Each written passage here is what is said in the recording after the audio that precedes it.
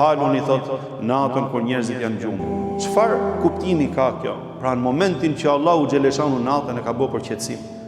Dhe gjithë secili mbas aktivitetit ditës është duke u qetësu, sepse trupi do qetësi, do të marrë veten e vetë dhe të ripërtëri energjitë për dalë nesër prapë në aktivitet. Dikush nga njerëzit edhe nga robët e Allahut e lën qetësinë e trupit, sepse don që të gjejë kënaqësinë dhe qetësinë e shpirtit. Prish qetësinë e trupit ti, sepse don që të gjejë kënaqësinë dhe qetësinë e shpirtit ti.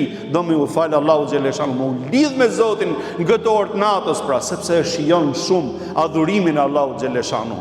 Dhe kjo prevalon mbi qetësinë e trupit, subhanallahu. E kur ta kesh fal namazin e natës, detyrimet e dytës duhet jenë bërë patjetër. Se nuk ka kuptim me fal namaz natë edhe kënej pastaj, si I thon profetit alayhi salatu wassalam, ishte një motor muslimane e cila agjeronte nafile shumë dhe falej natën shumë, por sa ajo I fuste siklet fqinjit. Tha profeti alayhi salatu wassalam, përmendëm lytën e kalume, ajo do të jetë në zjarr, subhanallah. Ma kur të shkosh namazin e natës, ajo të jetë maja e mirësisë dhe adhurimit. Jo nga ana tjetër bloz edhe po bo sigur po falesh natën kot, pa lidhje. Nuk është pa lidhje, pa tjetër, po ne themi që kur të arrish namaz natë, pa tjetër që duhet kesh maru esencën e fesë dhe parimet e fesë, subhanallah.